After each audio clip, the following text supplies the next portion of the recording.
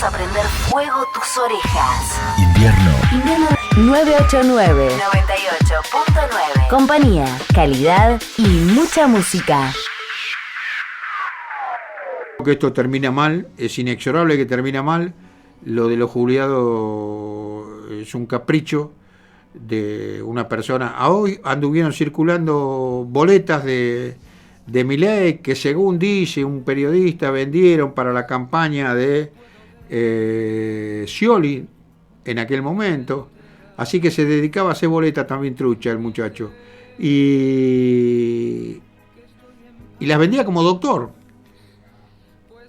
Ahora no sé, el doctorado cuál es si no pasó por una universidad, no tiene carrera terminada. Y aparte el doctorado de él lo hizo en California y no habla inglés. La verdad que se las me reí de todo y principalmente del mundo. La están buscando la Mondino, a ver qué opina de ciertas cosas. Y Milei está de joda con la Yuyito. Bueno, ahí estamos los argentinos pagando con la de los jubilados todo esto, pero 800.000 millones, no sé cuál es la cifra y cuántos ceros tiene. Se lo dieron a la CIDE para que gaste a gusto y piacere, y resulta que no estaba firmado. Y cuando fue a donde tenía que ir, análisis de las comisiones y todo, lo bocharon. Pero ya se habían gastado esa cantidad de esa cifra que dije. Así que bueno, vamos a ponerle un poco de música. Vamos a un pedido que me hicieron hoy de un tema muy viejo, y acá nuestro amigo entró en el halcón de los recuerdos y lo consiguió. Métale nomás con la música.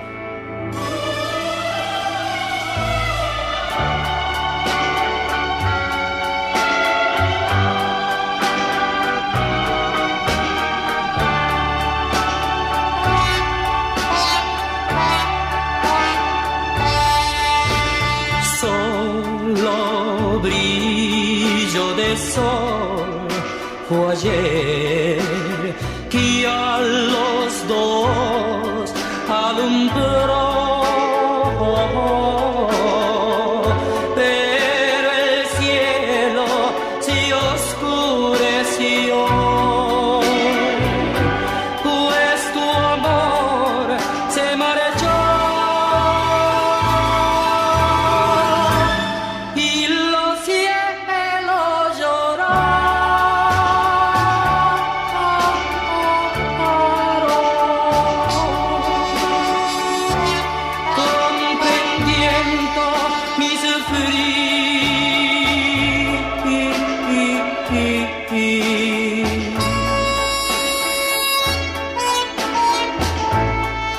Los torrentes se formaron con mis lágrimas y el cielo, porque tú te fuiste así, lejos de mí.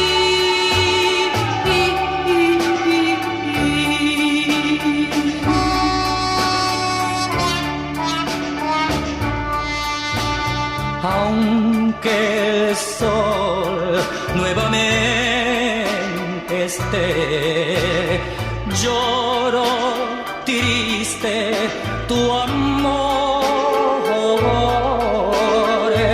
y jamás yo podré entender qué causó tu traición.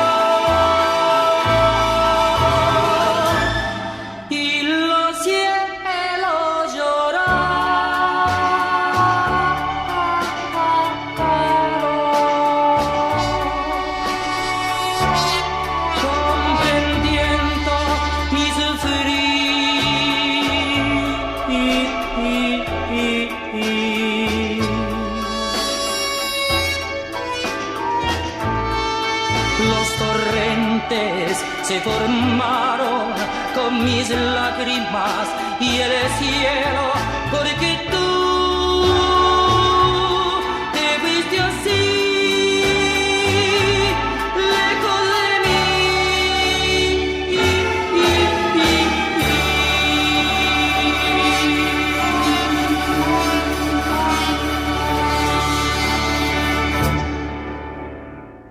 A la sociedad sobre un tema tan delicado como la salud, y me estoy refiriendo al doctor Armando Coco. Buenas tardes, doctor. ¿Cómo le va a usted? Gracias por recibirnos. ¿Qué tal? Buenas tardes, si se puede decir buenas tardes para usted y toda la audiencia. Sí, le decía que justo siempre queremos evacuar preguntas que nos hacen sobre, o que se las preguntemos a usted, en este caso con la fiebre del mono, la infección del mono, cómo estamos ubicados y si es de cierto peligro para la sociedad toda en distintos lugares, o si tiene lugares del norte más peligrosos. ¿Cómo es esto? Sí, se asustó mucha gente con eso, pero sin mucho, digamos, sentido, pero sí deben preocuparse, pero no asustarse. La viruela del simio, o la viruela del mono, o la monkeypox, como la llaman los americanos, que ahora la Organización Mundial de la Salud la bautizó, y les cuento esto porque a lo mejor lo van a ver en algún lugar así, no van a saber qué quiere decir, con una M mayúscula y atrás pox. Es decir, o sea que ahora en lugar de poner viruela del mono, en muchos lados ponen un pox, la M y pox. Pox porque es provocada por un poxvirus, que es un virus que es de la misma familia del virus de la viruela, de la varicela, o sea, de los virus que provocan lesiones ampollosas. Pero no es algo nuevo en el mundo, es decir, yo creo que existió desde que el mundo es mundo probablemente, y fue descrito por primera vez en la década del 50, en 1958, en Dinamarca, que lo describieron en animales que se estaban utilizando para investigación médica, y aparecieron casos, y esos primeros casos sobre todo predominaron en animales que estaban circunscritos a esa zona, que estaban en el centro de África, y predominantemente la República Democrática del Congo y sus alrededores. De ahí datan también los primeros casos en seres humanos, que eran personas que trabajaban con animales, que los recolectaban para los laboratorios, o que a lo mejor los manipulaban en lugares cerrados, es decir, en veterinarias, y ahí aparecieron los primeros casos en humanos, pero siempre era por contacto directo con animales. En principio, es decir, hay que dejar bien en claro, porque alguna persona en algún momento, inclusive por un medio de difusión, digo, estaremos en presencia de un nuevo COVID. Para nada, esto no es un nuevo COVID ni nada que se parezca, porque no hay forma de que se transmita entre humanos a través de la vía aérea como se transmitía el COVID. En lugares cerrados podía permanecer, es decir, mucho tiempo. Por eso se pedía que se abrieran las ventanillas de los colectivos y de los trenes, y dicho sea de paso, el COVID no desapareció. Porque la gente parece que cree que el COVID no existe más. Sí, el COVID está. Y cuidado, porque como dije en algunas veces en charlas anteriores, los virus tienen la capacidad de mutar, y si por ahí muta de manera más agresiva, el que está circulando ahora, el COVID ahora me refiero, se transmite con más facilidad, pero más inofensivo, pero puede mutar. Vuelvo al virus de la viruela del mono, y ocurrió ser que el 14 de agosto la Organización Mundial de la Salud decretó una alerta de emergencia sanitaria en salud pública internacional. Entiéndase que lo que decretó fue una alerta de emergencia en salud pública. No fue que, digamos, hay una epidemia de un brote, no, es una alerta para que se tomen las medidas necesarias en todo el mundo, porque se estaba expandiendo el virus de la viruela del mono. Eso fue ¿por qué? Porque en la República Democrática del Congo, en todo el año 2023, se habían registrado aproximadamente 1.150 casos. En todo el año 2023. Y con 7 muertes. Y en el año 2024, lo que iba hasta el mes de agosto, se habían registrado 15.600 casos con 13 muertes. Veamos que la posibilidad de morir por el viruela del mono es muy difícil, pero es decir, hay que bancarse un mes de que dura todo el proceso, y eso sí tiene que estar aislado, esa persona tiene que estar aislada. Para decir, los casos habían aumentado, además de la República Democrática del Congo, en países vecinos como Kenia, Uganda, Burundi, no me acuerdo cuál otro. Bueno, y otro más. Pero no solamente ahí, ya estaba expandido en todo el mundo desde antes. En Argentina ya existía también desde hace 10 años, 15, que hay casos, que ahí siguen medio aislados, pero hay casos. A raíz de esto, que decretó el 14 de agosto la Organización Mundial de la Salud, el 16 el Ministerio de Salud Pública decretó acá una alerta epidemiológico, es decir, y en ese momento en el país se registraban, en lo que va de este año, 53 casos sospechosos, sospechosos, y hay que tomar muy bien en cuenta que son sospechosos nada más, y estos 53 casos sospechosos por la sintomatología, se descartaron 29, 14 quedaron en estudio y no se sabe todavía si eran o no eran por viruela del mono, y 10 sí fueron confirmados. De esos 10 confirmados, 9 eran hombres y 1 era mujer. ¿Se entiende hasta ahí? Sí, perfecto, doctor, lo estamos siguiendo. Como antecedente, podemos decir que, les dije antes que no es nuevo en Argentina tampoco, en el 2022 se habían registrado 1.030 casos aproximadamente, y en el 2023 se habían bajado a 124 en Argentina, en todo el año. Pero en el 2022, perdón, creo que dije en 2023 de entrada, en el 2023 124, 125 casos, y este año nada más que, es decir, en esas 3 semanas, el número de casos que comenté recién, pero que se toman como reales los 10 casos que se confirmaron que era de viruela del mono. Y los casos esos estaban en la Ciudad Autónoma de Buenos Aires, en el AMBA, en Corrientes, en Santa Fe y en el sur, en alguna provincia del sur, que no me acuerdo bien si fue Río Negro o Chubut. Pero es decir, estaban muy esparcidos. Y la mayoría, salvo 2 o 3, es decir, tenían antecedentes de haber viajado a Europa, es decir, o a África y haber vuelto y habían traído la viruela a ellos. Uno solo era autóctono, llamémosle, porque en todas las investigaciones que se hicieron no registraba ningún tipo de contacto con nadie que pudiera estar infectado ni había tenido viajes. Y ese era de la zona de Lamba, en Boulogne, que es uno de los últimos casos que se registraron. De todo modo, sí. Seguramente se transmite con alguien que viaja desde allá para acá, como usted dijo. Sí, no. Pero ese caso de Boulogne no registraba antecedentes de contacto con nadie ni de viaje. Mire usted. Sí, podemos decir que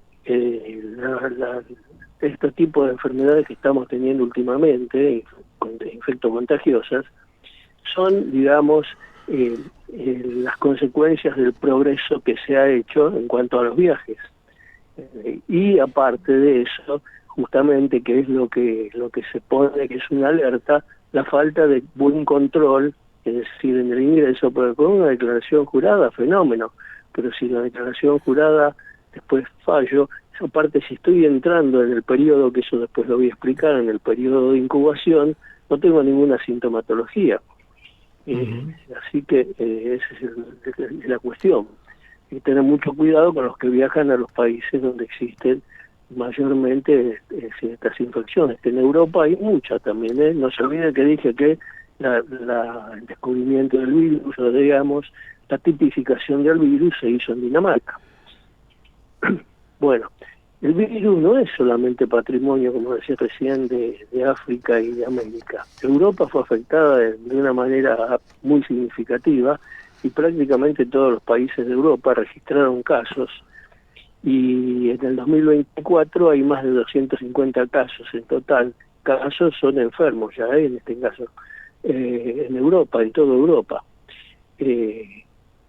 La mayoría de los países registraron por lo menos 1 o 2 casos, y desde abril del 2022, según el Centro de Prevención y Control de Infecciones Europeo, de Enfermedades de Europa, se notificaron y esto lo tengo que leer porque lo anoté. En España, 8.101 casos. España es la que tiene la mayor cantidad de casos, y no es casual, porque son los que reciben aparte, es decir, a los inmigrantes que escapan de África, está más cerca, España está ahí nomás, cruzan el mar, es decir, y llegan.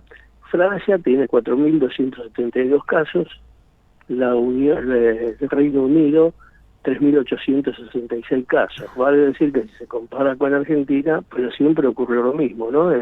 Cuando avisan hay que tener cuidado y hay que hacer prevención. Y eso corre por parte de las autoridades de salud pública, no es una cuestión que le atañe ni a mí ni a ustedes.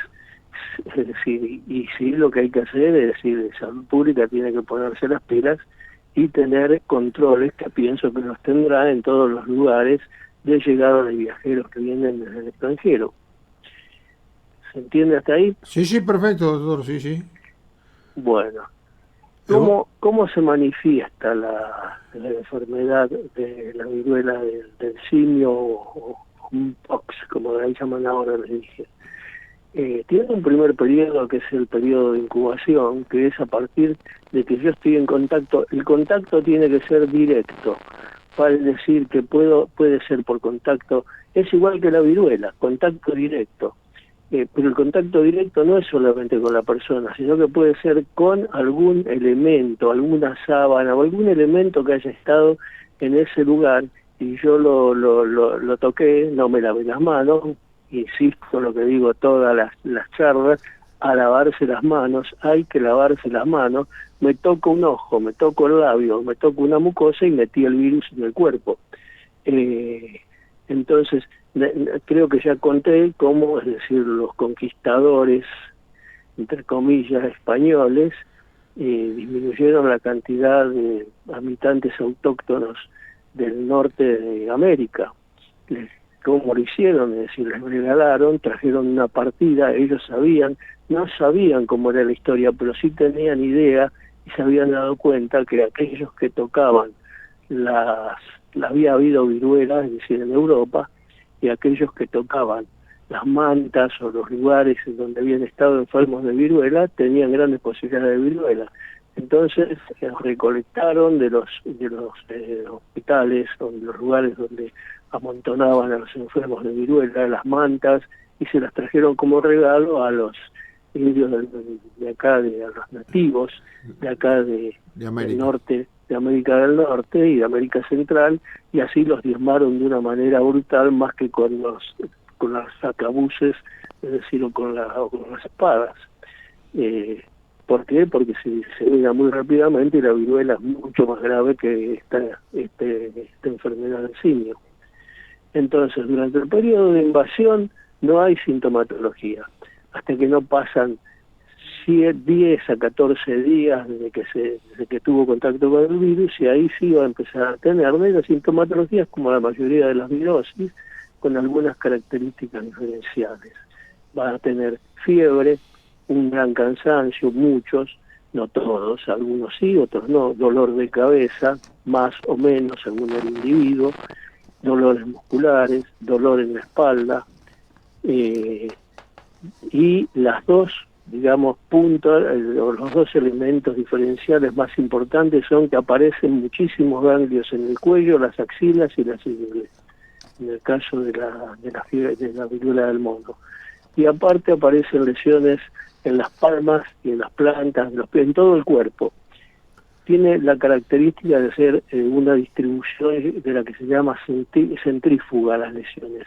Empiezan en la cara, en las mucosas, toma la cara, el tronco, y hacia las extremidades, van hacia las piernas, los brazos, donde aparecen lesiones, y aparecen inclusive en la palma y en las plantas de los pies, cosa que no es habitual. Solamente, es decir, la sífilis tiene lesiones no parecidas, sino que aparecen en plantas y palmas. Las de la sífilis son manchitas y pican mucho y se van espontáneamente. Y bueno, y así se distribuye, es decir, por todo el cuerpo prácticamente. Y esas lesiones duran aproximadamente 3 semanas hasta que se forman unas costras. Son lesiones, no sé, Sí, yo sí vi algunas viruelas en el Hospital Muñiz allá en la década del 70, cuando todavía no se había eliminado, y sí, uno tocaba lo que eran las ampollas, son durísimas, parecían municiones, que terminaban que no había que abrirlas nunca porque el riesgo de diseminar la viruela, es decir, abriendo la lesión, era muy grande y había que tener mucho cuidado, y aparte se podía sobreinfectar con una bacteria. Entonces, esas lesiones van evolucionando, es decir, primero son manchas, después son ampollitas cristalinas, después son ampollitas purulentas, se secan espontáneamente. Cuando se secan espontáneamente forman costras, esas costras son contagiosas inclusive, y otra cosa, las primeras lesiones, esto me había olvidado de decirlo, aparecen en las mucosas de la boca, en la lengua y en la cara interna de las mejillas y los labios pueden aparecer, pero en la lengua aparecen casi siempre.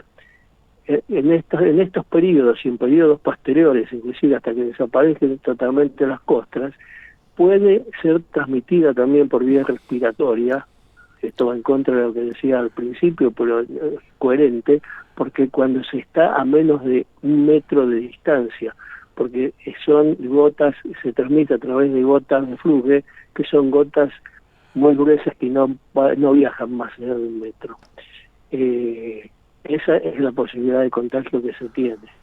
Vale decir, no es como el contagio del COVID o como el contagio de una gripe, pero es decir, es contagioso. De todos modos, en este momento en el país, lo que hay es el alerta. Si uno se pone a dar la cosa seriamente, dice, bueno, muchachos, fenómeno, tenemos el alerta para esto, pero no estamos teniendo el alerta y repitiendo los alertas para el dengue, que sabemos que cuando después que pasen esta lluvia y cuando haya un poco de calor se va a llenar de mosquitos, que hay que trabajar para que no haya criaderos de mosquitos y después, es decir, actuar salud pública en los lugares donde haya brote en consecuencia.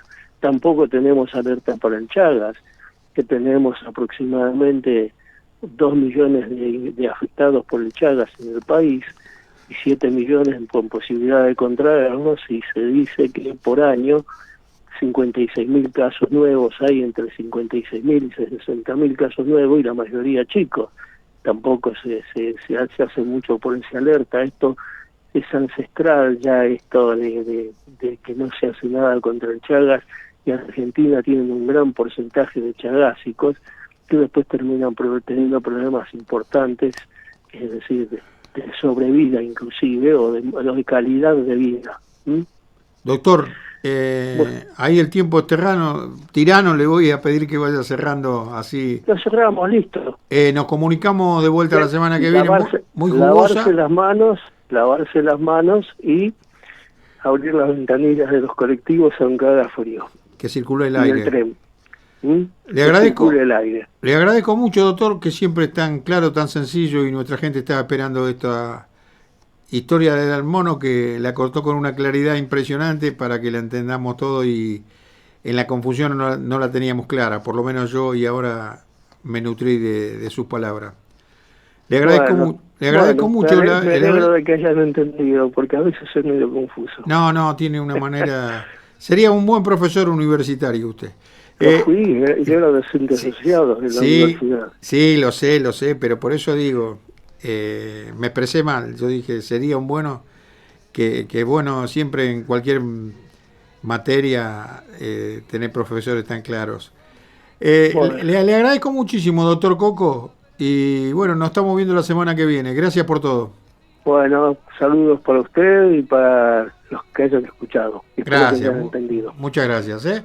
Vamos a ir a un tema musical y nos conectamos de vuelta a la actualidad, con un profesional del derecho, que es el doctor Daniel Kipper, con el cual nos estamos comunicando. Gracias por atendernos, Daniel. ¿Cómo te va? Buenas tardes.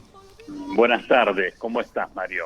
Bien, un gusto de que nos puedas clarificar y ver la realidad desde el punto de vista de la justicia, cómo está el gobierno actuando, cómo está el DNU, que sí, que no, que siguen aplicando, y bueno, a la espera de que nos diga cómo es esto, porque ya no se entiende más nada, porque realmente una cosa cuando no se aprueba no se puede ejecutar, y sin embargo en 100.000 millones de pesos que iba para la CIDE gastaron 80.000, y después resulta que el voto fue desfavorable. Nos quedan esas dudas respecto a los diputados y a los senadores principalmente, ¿no? Bueno, los diputados y senadores rechazaron el DNU al que hace Por eso. mención. Y obviamente el Poder Ejecutivo deberá ajustarse al rechazo que tuvo ese DNU que le otorgaba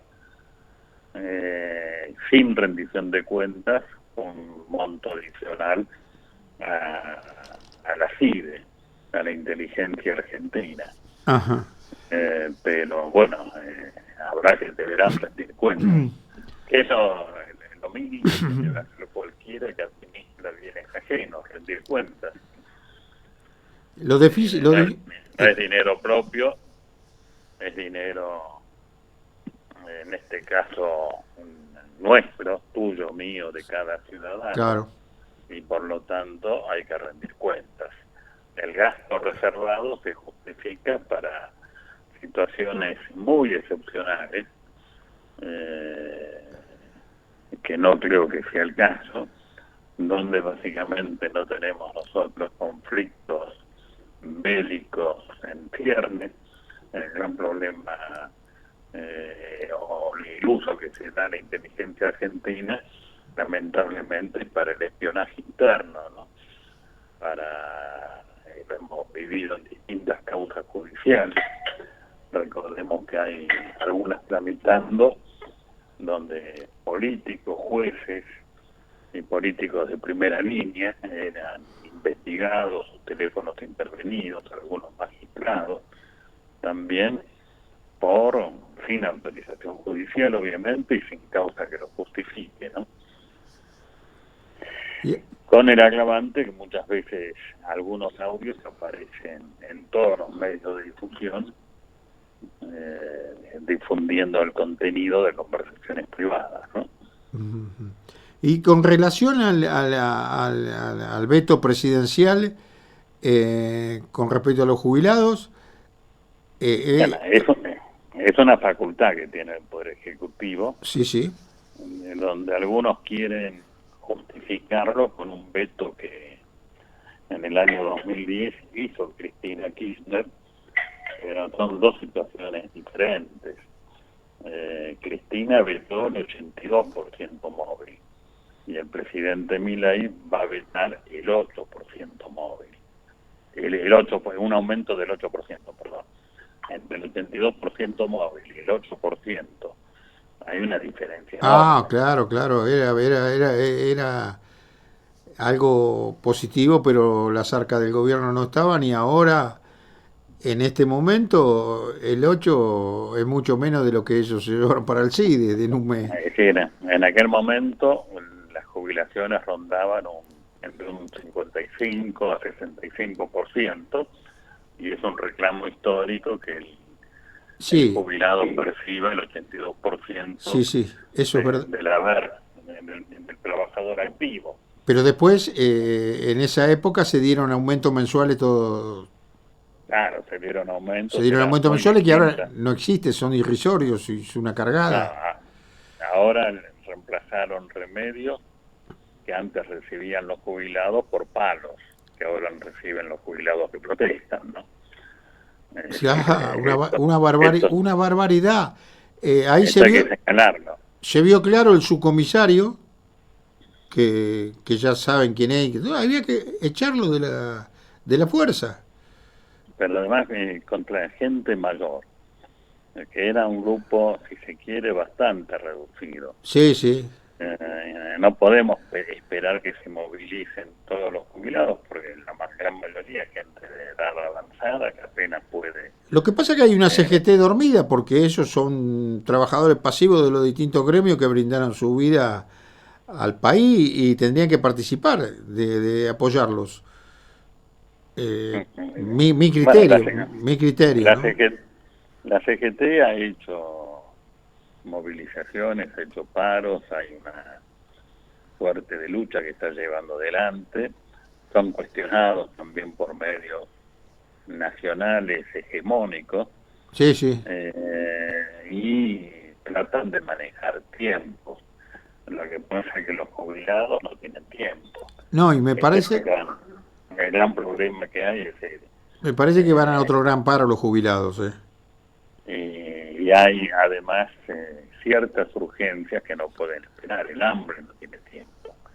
Si la persona necesita comer todos los días, yo diría, necesita comer todos los días 4 veces por día, desayuno, almuerzo, merienda y cena, pero sabemos que hay gente que no está pudiendo comer una vez al día, ¿no?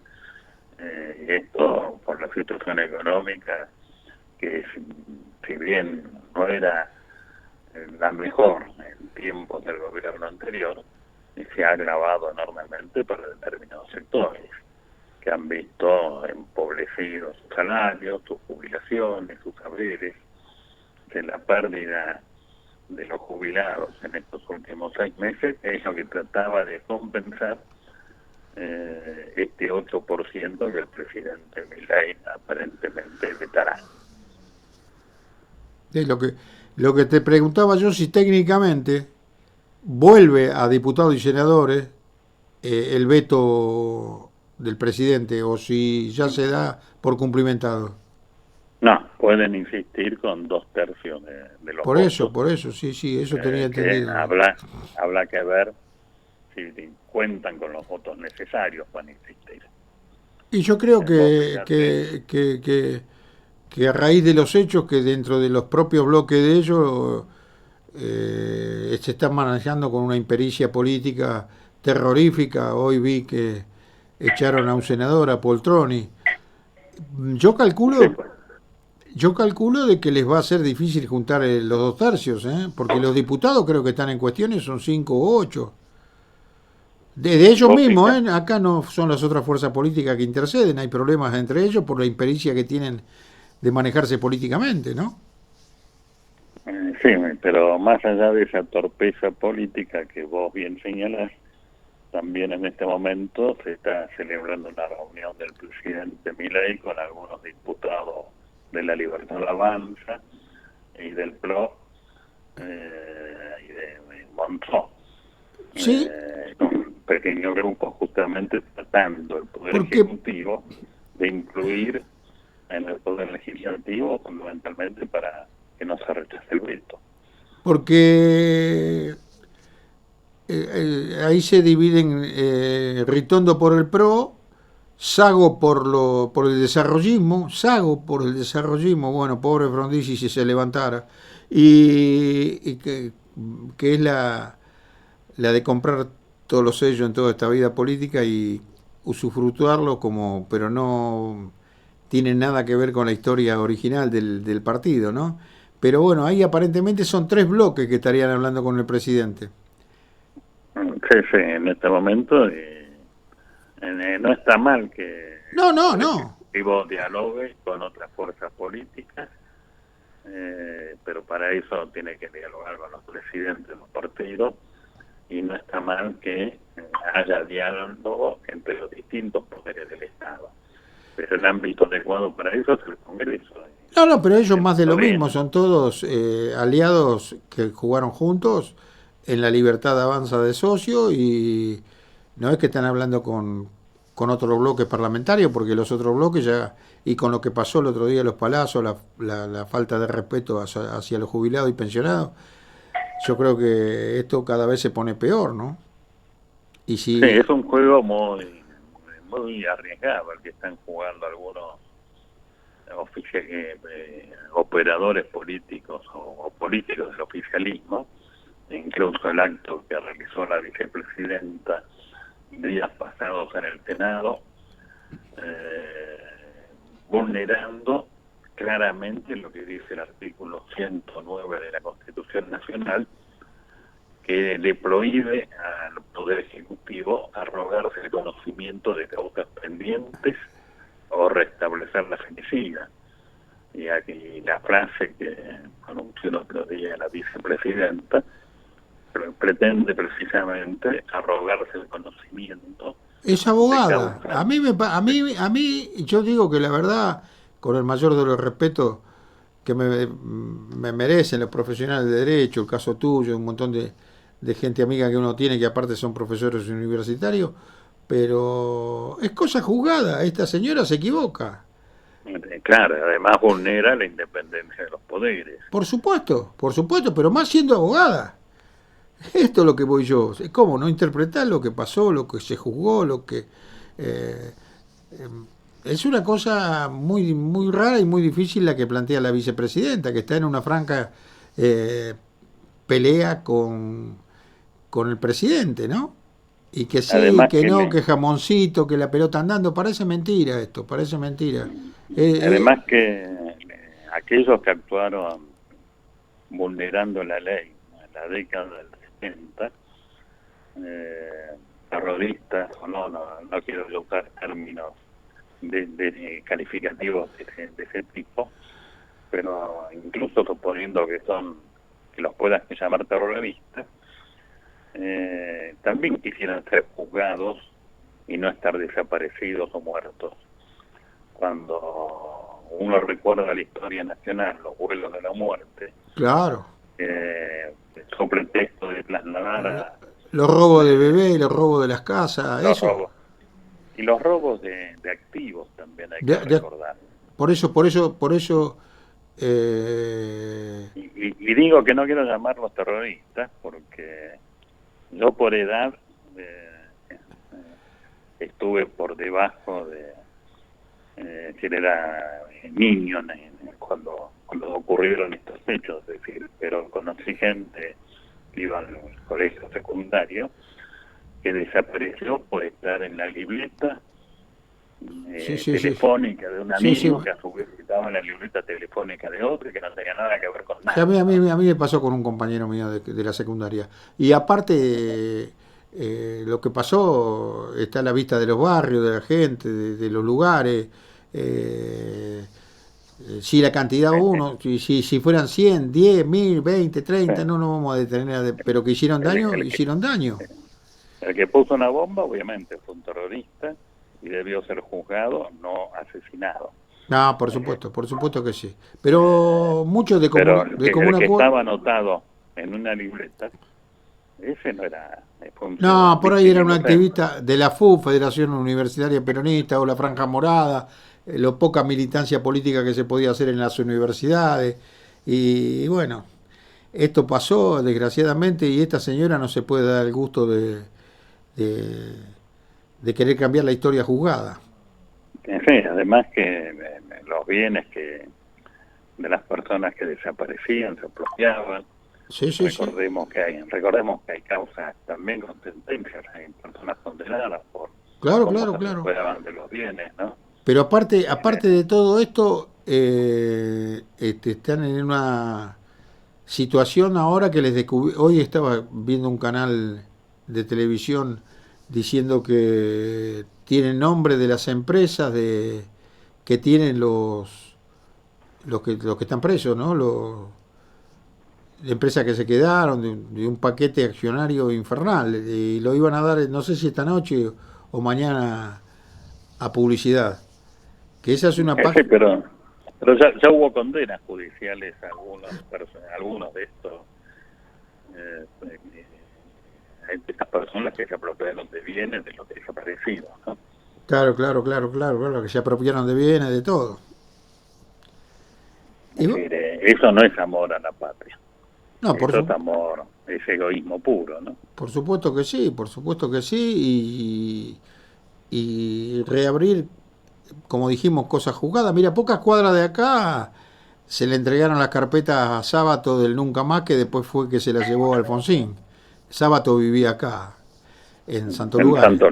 Claro, nosotros estamos enclavados a 300 metros de la casa de él. Yo tuve el gusto de conocerlo, de leer el borrador del Nunca Más por medio de un amigo mío que le escribía a él.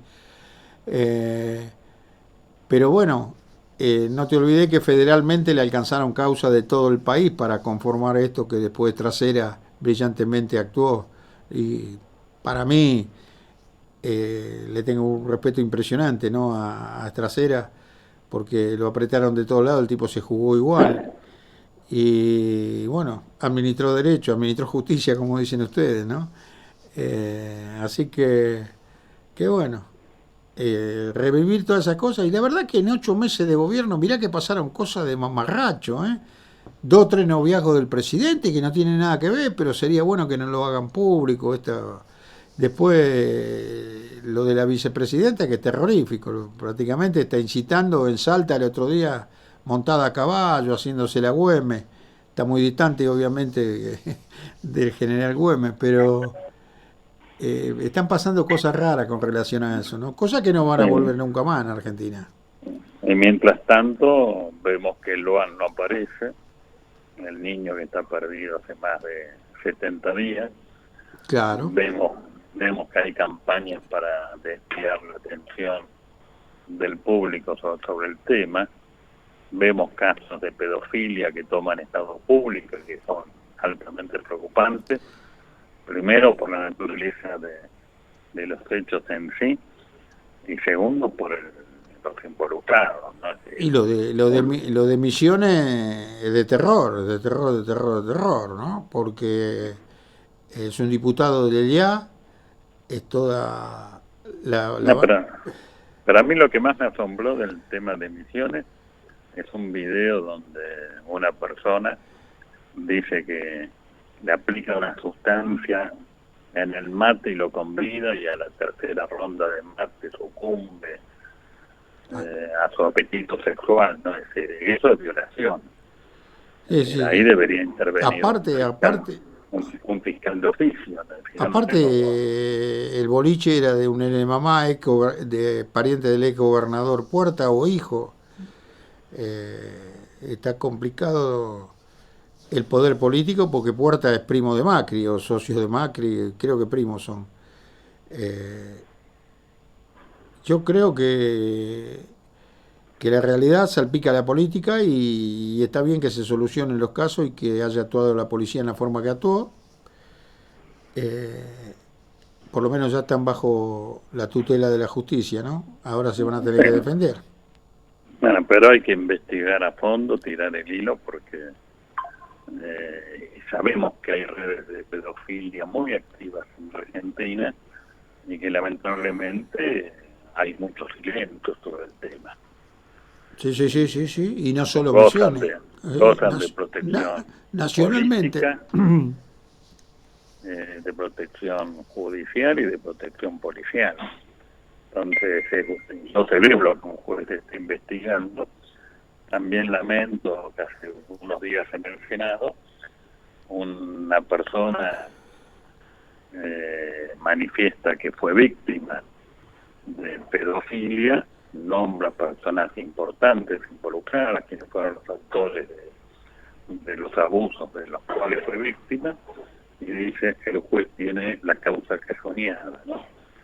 Es decir, cuando hay poder parece que hay impunidad. Y los feudos en las provincias y todo eso marcan esta cuestión, ¿no? Sí, pero también en la capital, caso de capital. Sí. Entonces, tenemos que pedirle a la audiencia que preste atención a estos casos, que todos hagamos fuerza para que los hechos sean esclarecidos y no queden en el olvido, ¿no? Daniel. Recordemos que hace unos años Natacha Jait había denunciado estos hechos, lo único que cambió fue que murió Natacha Jait. Te sustraigo a otra cosa, cambiando el tema abruptamente y a 90 grados. ¿Cómo está tu relación con tu querido River? ¿Cómo está esto que habías planteado de los vitalicios y el reconocimiento a ellos y cuando hay un partido local y bueno, ¿cómo ves todos estos últimos tiempos en el manejo de la comisión directiva de River, no?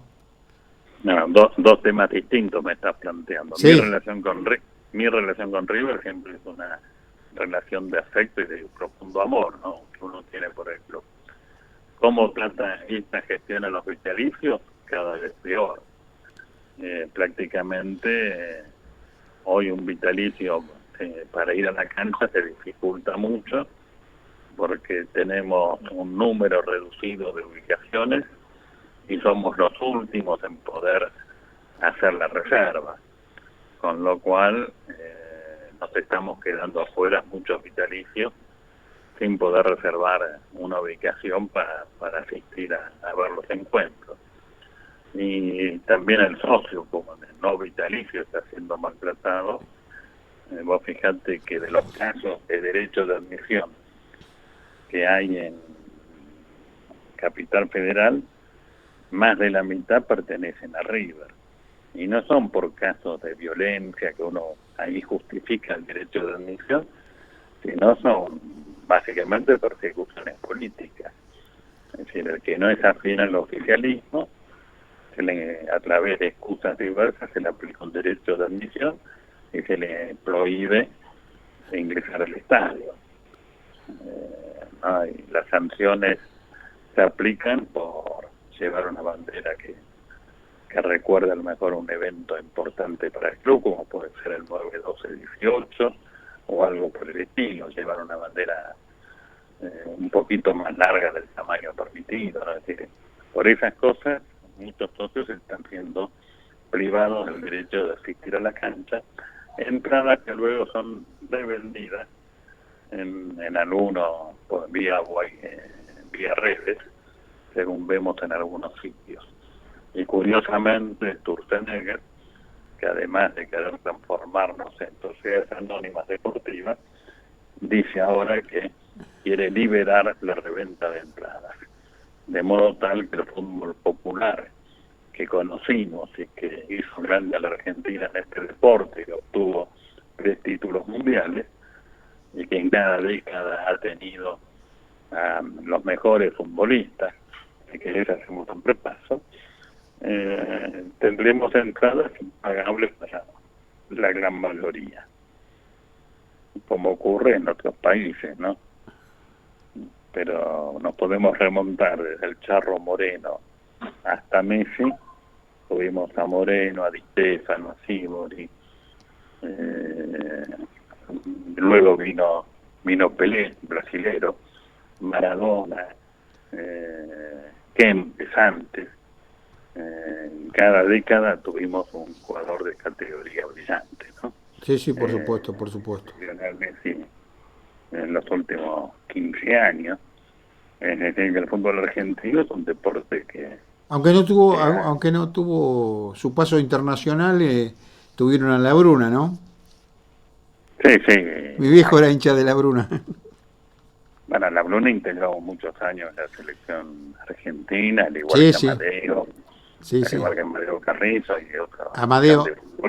Amadeo, para mí, el más grande arquero de Argentina, ¿no? Después hay un montón, Mario Ceja, Butiche, pero, digamos, Amadeo siempre me impactó su forma, su estilo, cómo pararse en el área, un tipo, la verdad que... Filiol también, ¿no? Filiol también, Roma también, para tirar un poco para el otro lado, y Gatti también, que en definitiva salía... Pero Amadeo fue único, sí.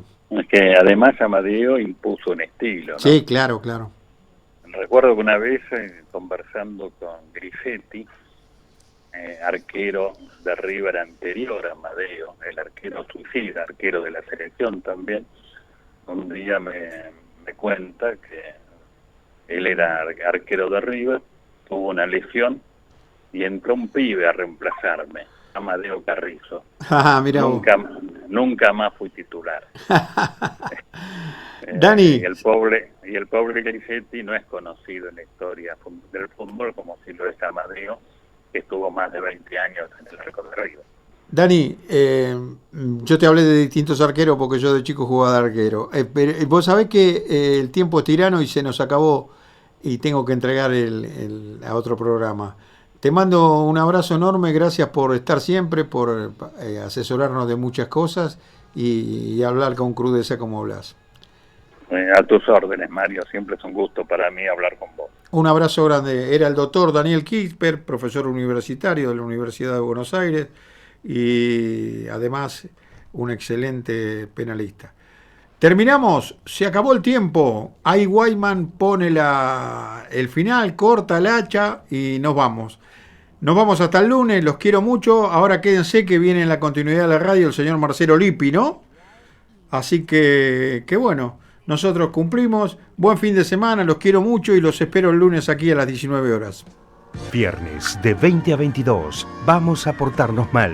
Periodismo de opinión 100% independiente. Conducen Marcelo Lippi y Luis Cotignola. Vamos a portarnos mal.